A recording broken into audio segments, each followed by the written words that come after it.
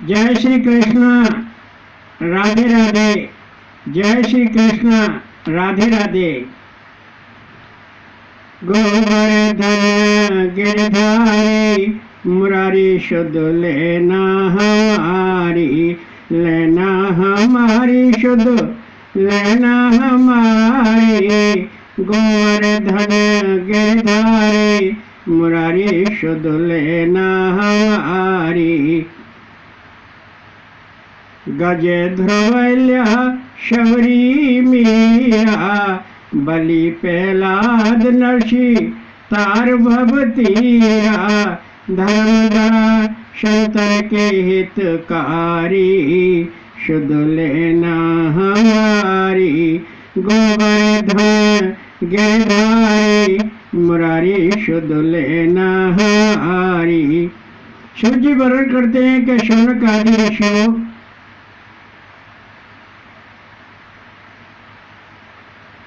पिछले कथा प्रवचन में आपने श्रवण किया कि सुखदेव जी का जन्म और सरोवर में निरावरण नहाती हुई देवंगनाओं ने वेद व्यास जी को क्या कहा। ऐसे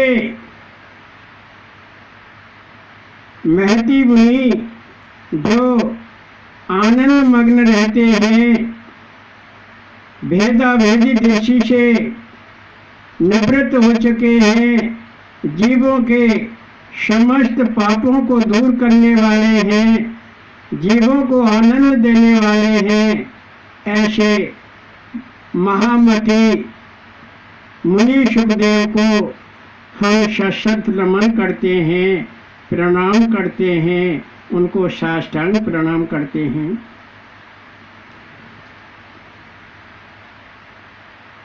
शौनक मुनियों, भक्ति 9 प्रकार की होती है।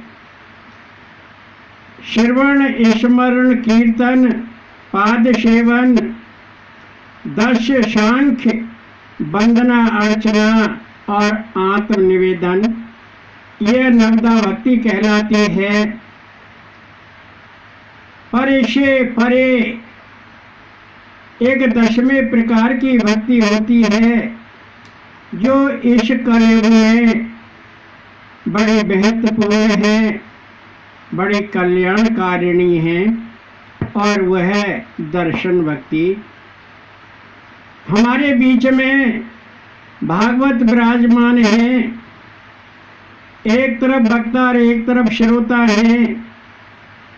भागवत का अर्थ है कि भगवान श्री कृष्ण शब्द रूप में हमारे मध्य में विराजमान हैं और हम उनका दर्शन कर रहे हैं और उन्हीं के मुखारविंद से श्री भागवत कथा अमृत का पान कर रहे हैं। सूर्य वर्णन करते हैं कि शौनक आदि ऋषियों 4 प्रकार के भक्त होते हैं। आर्त, जिज्ञासु और अर्थार्थी और ज्ञानी।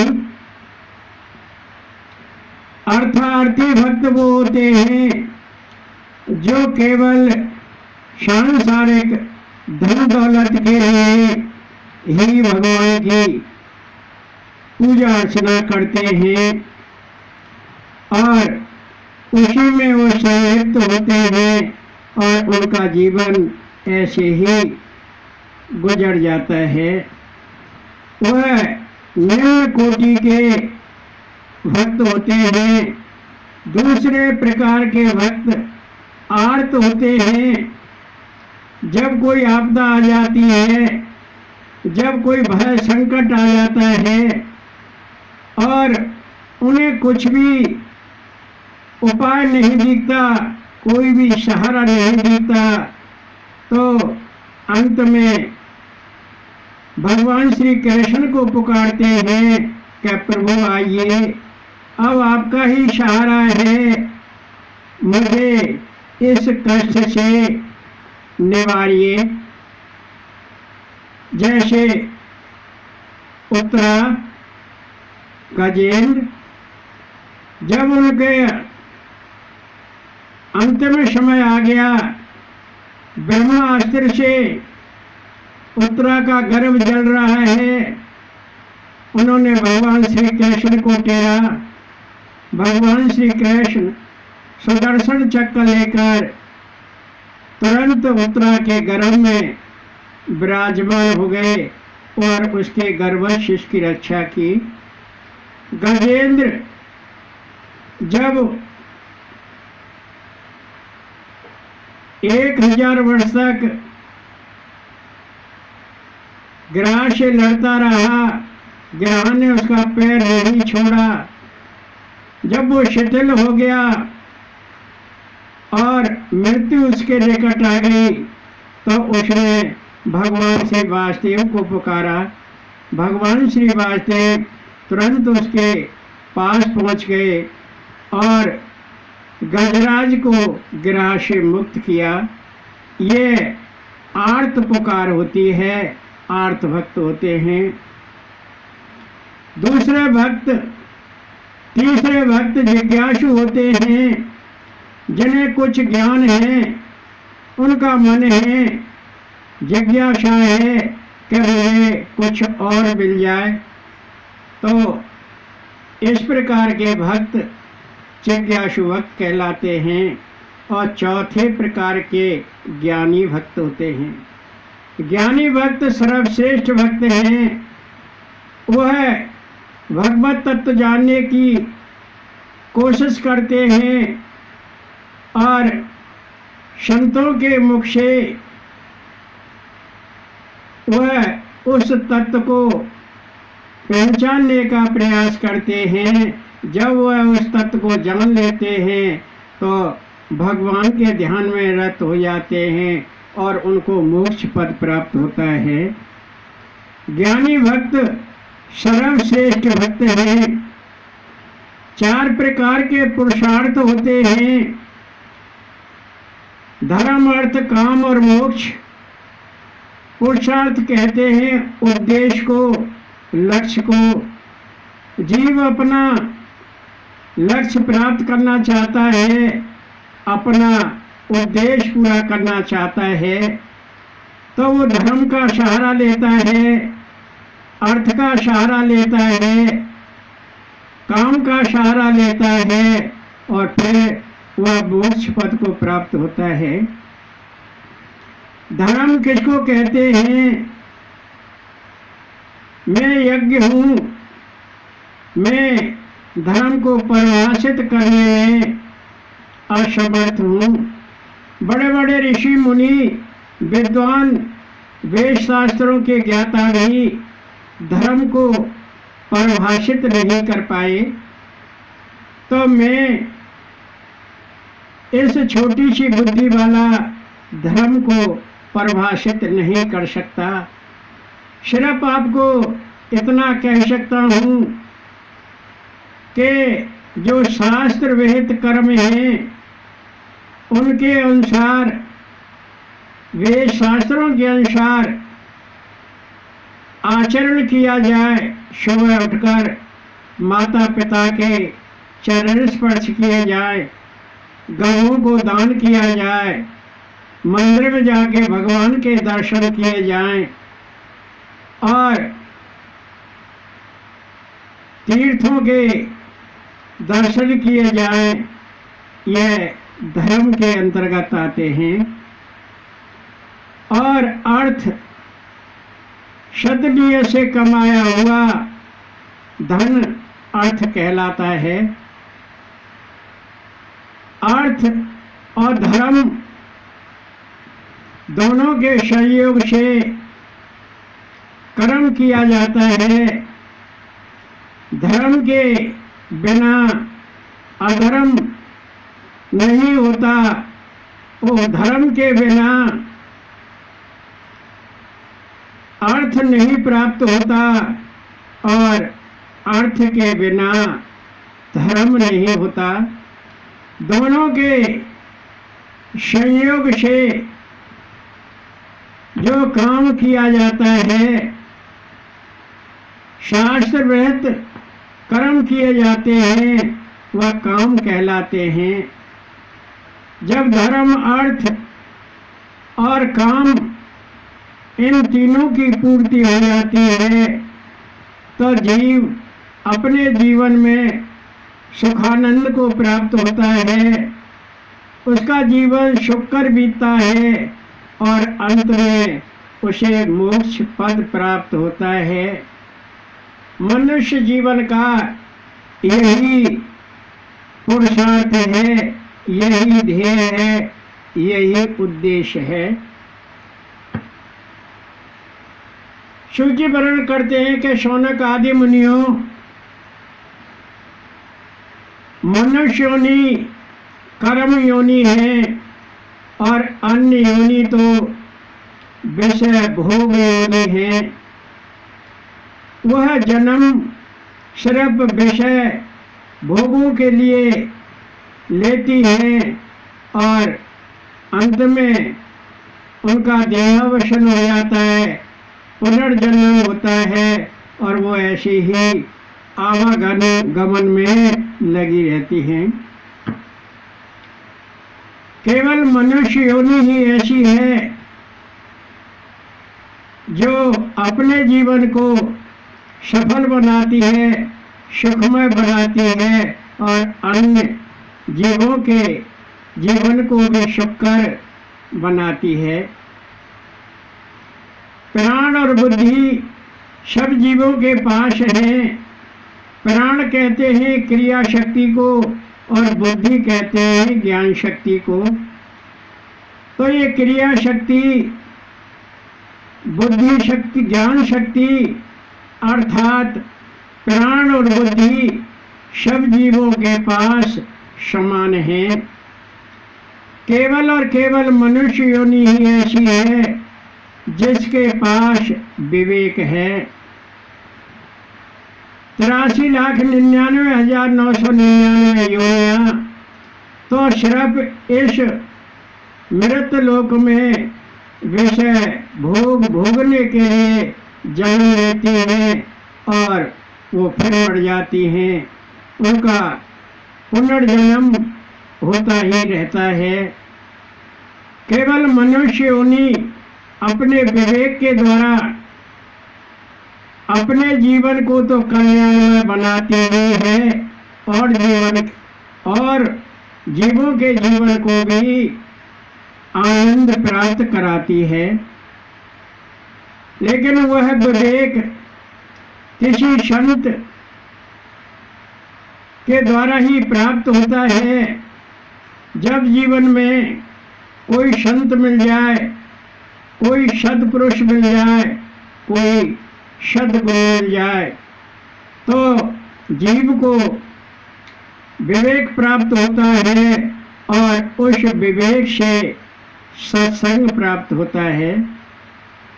सत्संग के द्वारा उसे भक्ति मिलती है और भक्ति से वह भगवत तत्व को प्राप्त करके मोक्ष पद को प्राप्त हो जाता है। शिव जी वर्णन करते हैं कि एक बार शनकादि विशालापुरी को जा रहे थे और मार्ग में देवर्षि नारद जी मिले। देवर्षि नारद जी कुछ विकल थे, उदास थे, खिन्न थे। शनकादि अर्थात शनक, सनंदन, सनातन और सनत कुमार चार ऋषियों को ही शनकादि कहते हैं। पूछा कि देवर्षि आप कुछ उदास हैं, इस उदासी का कारण बताइए, हम इसका समाधान कर सकें। देवर्षि नारद जी ने कहा कि मैं देवलोक से इस मृतक लोक में आया कि कुछ शांति मिल जाए। मैं प्रयाग, काशी, मथुरा, हरिद्वार, पुष्कर सब जगह घूम फिर कर देखा, लेकिन कहीं शांति नहीं प्राप्त हुई।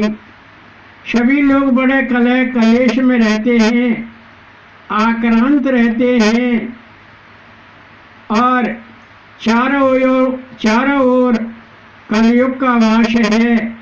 जैसे तैसे करके वो अपना जीवन निर्वाह करते हैं। कलयुग रूपी दावानल ने सब कुछ भस्म कर दिया है। देवालय नष्ट हो चुके हैं, दुष्ट राजा बने बैठे हैं, योगी सिद्ध विज्ञ और सत्कर्मी तो नजर ही आते हैं। उपद्रवग्रस्त शट और अधर्मी ही चारों तरफ दिखाई देते हैं।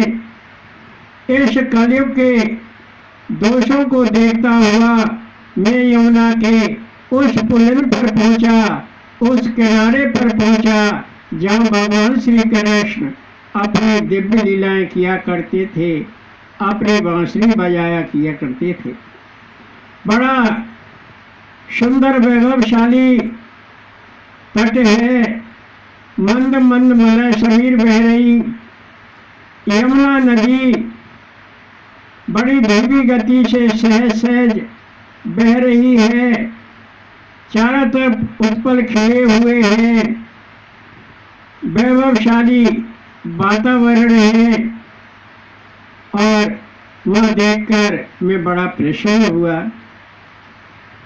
एक युवती दौड़ी दौड़ी आई कि मुनिवर आप ठहरिए और मेरा कल्याण कीजिए। आपके दर्शन से ही जीवों का कल्याण हो जाता है, मेरा भी कल्याण कीजिए। मेरे 2 पुत्र मरणासन्न हैं, उनका कल्याण कर दीजिए। देवर्ष नारद जी ने पूछा कि तू कौन है? उसने बताया कि मैं भक्ति हूँ। ये मेरे 2 पुत्र ज्ञान और वैराग्य हैं और ये जो पंखा से हवा कर रही है, गंगा यमुना सरस्वती कावेरी गोदावरी शिप्रा आदि देवियां हैं। मैं इन पुत्रों को उठाने का प्रयास कर रही हूँ। ये मरणासन में पड़े हुए हैं और नहीं उठ पा रहे हैं। मैं इस वृंदावन में आकर तो तरुण हो गई, लेकिन मेरे पुत्र ऐसे ही पड़े हुए हैं, क्यों? हाँ, और सुनिए, द्रविड़ देश में कन्या रूप में मेरा जन्म हुआ। कर्नाटका में बड़ी पली और महाराष्ट्र में मुझे सम्मान मिला। जब मैं गुजरात आई अपने दोनों पुत्रों के साथ तो हमारी जर्जर काया हो गई, बड़े जीर्ण शीर्ण हो गए और वहाँ से जैसे तैसे करके वृंदावन आए। मैं तो तरुण हो गई और मेरे पुत्र मरणासन्न पड़े हुए हैं, क्यों? हमारा कल्याण कीजिए। देवर्ष नारद जी ने कहा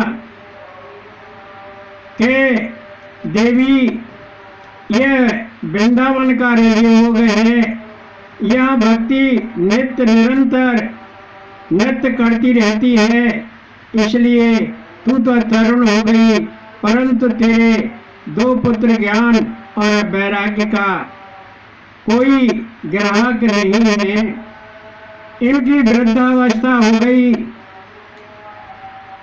अब इनको कोई नहीं पूछता। उस युवती ने कहा कि प्रभु, यह सब भगवान श्री कृष्ण देख रहे हैं और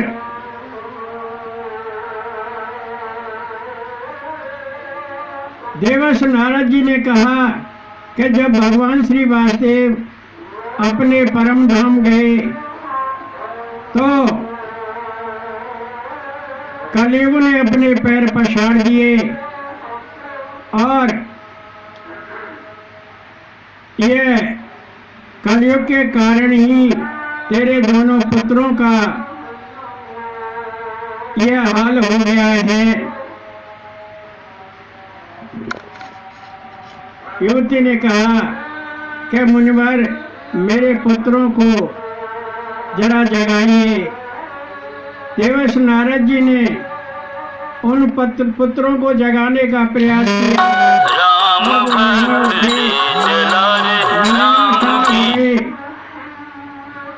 लेकिन करवट बदलते और फ्रेश हो जाते।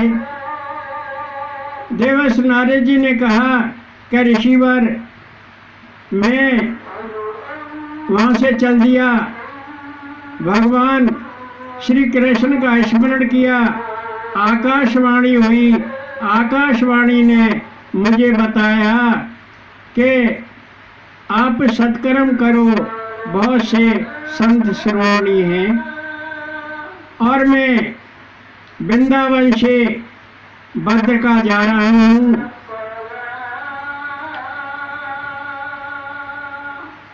उन पुत्रों के लिए कि उनका कल्याण हो जाए। शनकादि ने कहा कि देवर्षि नारदे, 4 प्रकार के यज्ञ होते हैं, द्रव्य यज्ञ, तपो यज्ञ, योग यज्ञ और ज्ञान यज्ञ। आप ज्ञान यज्ञ कीजिए और वह दोनों पुत्र उठ बैठेंगे, उनका कल्याण हो जाएगा। देवर्षि नारद जी ने पूछा कि मुनिवर मैं वह ज्ञान यज्ञ कहाँ करूं, मुझे वह पवित्र स्थान बताइए। शनकादि ने कहा कि हरिद्वार में गंगा के तट पर एक आनंद नामक घाट है, वहाँ पर ये ज्ञान यज्ञ कीजिए और वो भक्ति के दोनों पुत्र ज्ञान और वैराग्य उठ खड़े होंगे। देवर्षि नारद जी भद्रका में पहुँचे और हरिद्वार में गंगा के तट पर विशालापुरी में आनंद नामक घाट पर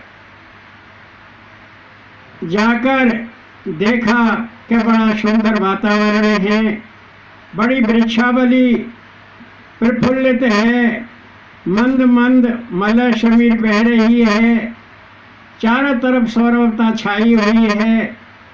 शनकादि को उच्च आसन पर बिठाया और देवर्षि नारद जी सामने बैठ गए। देवर्षि नारद जी मुख्य वक्ता हैं। सारे ऋषि मुनि, परशुराम, देवातिथि जड़हू सारे एकत्र हो गए। सातों पुरियां एकत्र हो गईं। पशु पक्षी सारे तीर्थ एकत्र हो गए और श्री भागवत का ज्ञान यज्ञ आरंभ हो गया। शनकादि प्रवचन कर रहे हैं और देवर्षि नारद जी मुख्य श्रोता के रूप में उस कथा अमृत का पान कर रहे हैं। जैसे ही श्री भागवत के शब्द ज्ञान वैराग्य के कानों में पड़े, भक्ति के कान में पड़े, वह उठ खड़े हुए और वहाँ से नृत्य करते हुए, भगवान नाम का उच्चारण करते हुए सनकशाला में पधारे।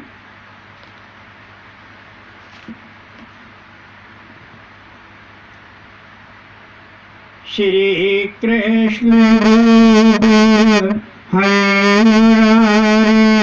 हे नाथ नारायण हे देवराज। श्री कृष्ण हरे हरे हे नाथ नारायण हे वासुदेव। हे नारायण हे नाथ नारायण वासुदेवा। हे नाथ नारायण वासुदेवा। श्री कृष्ण गोविंद हरे मुरारे हे नाथ नारायण वासुदेव, हे नाथ नारायण वासुदेव, हे नाथ नारायण वासुदेव। और वह भक्ति अपने दोनों पुत्रों के साथ थिरकती हुई नृत्य करती हुई सनकशाला में पधारी। सारे ऋषि मुनि देखकर भौचक के रह गए, आश्चर्यचकित हुआ क्या ये कौन है और इसके साथ में ये दो कौन हैं। शनकादि ने उत्तर दिया कि ये भक्ति देवी है, अभी भागवत के कथा अर्थ से प्रकट हुई है और ये इसके दो पुत्र ज्ञान और वैराग्य हैं।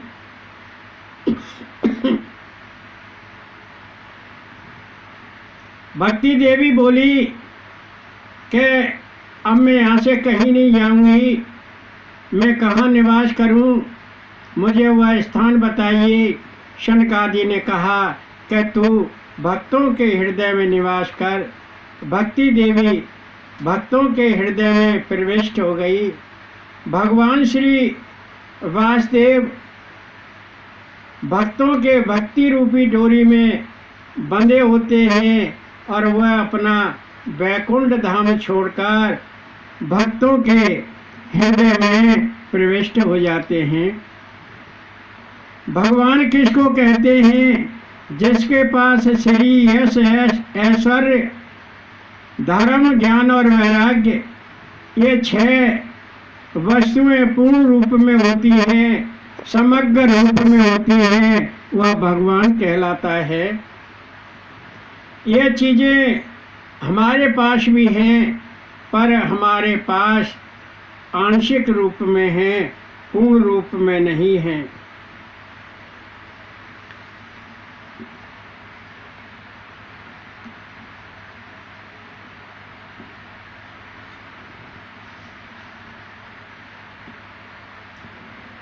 मेरे श्याम रे घनश्याम, मोले चल वृंदावन धाम।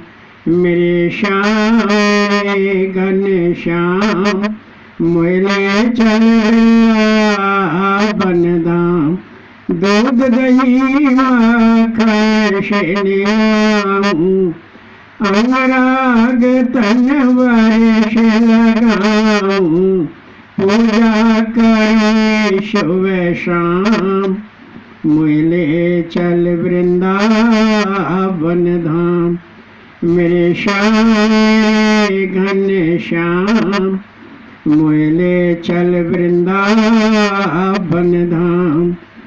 लड़ना को तो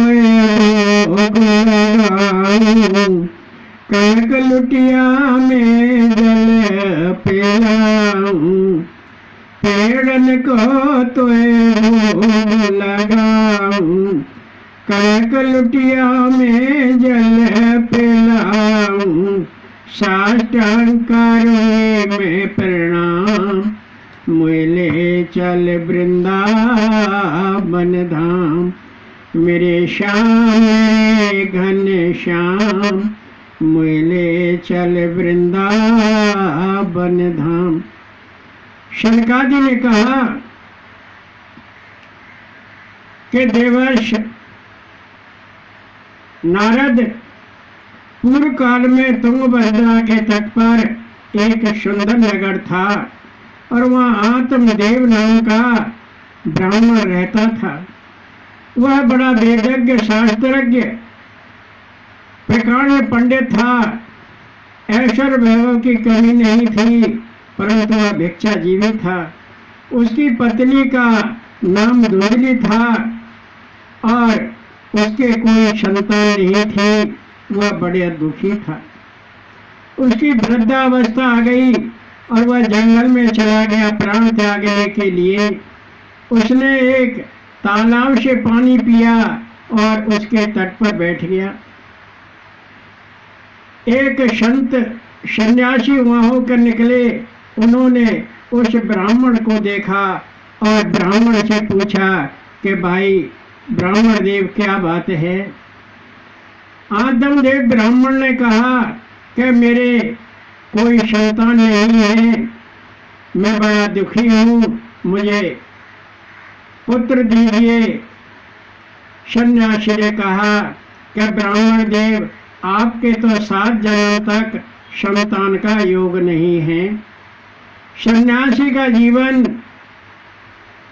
अच्छा है, आप ये व्रत जीवन का पालन कीजिए और आपको आनंद प्राप्त होगा। ब्राह्मण देव ने कहा कि ये सन्यासी व्रत जीवन मुझे नहीं चाहिए, मुझे तो भरा पूरा परिवार चाहिए, मुझे पुत्र दीजिए, नहीं तो मैं अपने प्राण आपके सामने त्याग देता हूँ। जब उसको बार बार कहते हुए देखा, सन्यासी ने कहा कि ये तो बड़ा हठी ब्राह्मण है। सन्यासी ने अपनी झोली से एक फल निकाला कि तू अपनी पत्नी को खिला देना, आपके पुत्र प्राप्त होगा। वह ब्राह्मण देव उस फल को लेकर घर आया और अपनी पत्नी धुंधली को दे दिया कि इसको फल को खा लेना, और चला गया। पत्नी ने वह फल देखकर नहीं खाया कि मैं फल खाऊंगी, गर्भवती हो जाऊंगी, मेरा पेट बढ़ जाएगा, काम धंधा नहीं होगा, मैं कुरूप लगूंगी और मैं इस फल को नहीं खाऊंगी। तभी उसकी बहन आई और उसको सारी कहानी बताई। बहन ने कहा, कोई बात नहीं, मैं गर्भवती हूँ, मैं अपने पुत्र को तुझे दे दूंगी, तू मेरे पति को कुछ धन दे देना और ब्राह्मण दो को कह देना कि मैंने फल खा लिया और मैं गर्भवती हूँ, और हाँ, इस फल को गाय को खिला दे, इसकी जांच हो जाएगी। धुंधली ने वैसा ही किया। उसकी बहन के पुत्र हुआ और बहन ने वह पुत्र धुंधली को दे दिया। ब्राह्मण देव बड़े प्रसन्न हुए, उसके जात कर्म आदि संस्कार कराए और उस पुत्र का नाम धुंधकारी रखा। 3 महीने बाद गाय के भी पुत्र रूप में, मनुष्य रूप में एक पुत्र हुआ और उसके गाय के से कान थे, उसका नाम गोकर्ण रखा। गोकर्ण महान पंडित बना और धुंधकारी बड़ा दुष्ट वैश्याओं के साथ रहता, लूट खसूट करता रहता, कुत्तों के साथ खेलता। 5 वैश्याओं के चक्कर में पड़ गया। वह वैश्या कौन है? शब्द, स्पर्श, रूप, रप और गंध, ये 5 वैश्या हैं। और आत्मदेव ब्राह्मण और धुंधली बड़े दुखी होने लगे कि इससे तो ये हमारे नहीं होता तो अच्छे थे।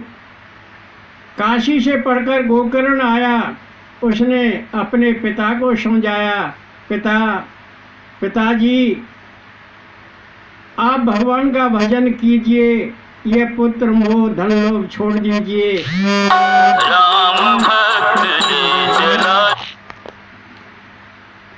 और गोकर्ण की बात ज्ञानोपदेश सुनकर आत्मदेव ब्राह्मण जंगल में चला गया और भगवान की भक्ति में लीन हो गया। धुंधकारी ने अपनी माँ को पीट करके निकाल दिया। माँ घर से निकल गई और एक कुएं में जाकर गिर गई, मर गई। 5 वैश्याओं ने धुंधकारी से कहा कि हमें धन चाहिए, अच्छे कपड़े चाहिए। वो कहीं से लूट खसूट करके धन और अच्छे कपड़े गहने लाया। वैश्या ने कहा, ये तो चोरी करके लाता है, ये तो खुद मरेगा, हमें भी मरवा देगा, इससे अच्छा है कि इसको हम ही मार दें। उन वैश्याओं ने उस धुंधकारी को पीट कर मार दिया। उसको प्रेत योनि प्राप्त हुई और वह वैश्याएं धन लेकर चंपत हो गई। एक दिन गोकर्ण ने सुना कि मेरा भाई धुंधकारी मर गया है। गया में उसका श्राद्ध किया। एक दिन गांव में आकर वो सोया तो वह धुंधकारी भूत प्रेत बनकर कभी बैल बनता, कभी कुछ बनता, उसको दिखाई देता। गोकर्ण ने पूछा, भाई तू कौन है? उसने बताया, मैं तेरा भाई धुंधकारी हूँ। मैं वैश्याओं ने पीट पीट कर मार दिया, मुझे प्रेत योनि प्राप्त हुई है और मेरा आप कल्याण कीजिए। गोकर्ण सुबह उठा, ऋषि मुनियों से पूछा, किसी ने नहीं कहा और सब चुपके से निकल जाते। कुछ ने कहा कि तुम भगवान सूर्य का आह्वान करो और सूर्य भगवान जैसा कहें वैसा करना। गोकर्ण ने सूर्य भगवान की आराधना की। सूर्य भगवान ने कहा कि गोकर्ण, तुम श्री भागवत का ज्ञान यज्ञ करो और आपके भाई धुंधकारी को प्रेत योनि से मुक्ति प्राप्त होगी। धुंधकारी ने तुंगभद्रा के तट पर ज्ञान यज्ञ किया और वहाँ धुंधकारी भी आकर बैठ गया। उसने देखा एक 7 गांठ का बांस पड़ा था, उसमें बैठ गया और गोकर्ण कथा श्रवण कराता। एक दिन पहले दिन पहली गांठ फूटी, दूसरे दिन दूसरी, तीसरे दिन तीसरी और 7वें दिन 7वीं गांठ उस बांस की फूटी और उसमें से एक दिव्य पुरुष निकला। दिव्य पुरुष और गोकर्ण के सामने करबद्ध खड़ा हो गया कि भाई तुमने मेरा उद्धार कर दिया। इतने में भगवान के पार्षद विमान लेकर आए और उस धुंधकारी को विमान में लेकर चलने लगे। गोकर्ण ने पूछा, भाई कथा तो सबने सुनिए, आप इसी को क्यों ले जा रहे हो? भगवान के पार्षदों ने कहा कि इसने जिस तरह से सुनी है, इसने एकाग्र मन से चुप सुनी है, इसने मनन किया है, आप सभी को दोबारा कथा श्रवण कराना और भगवान स्वयं आपको लेने के लिए आएंगे।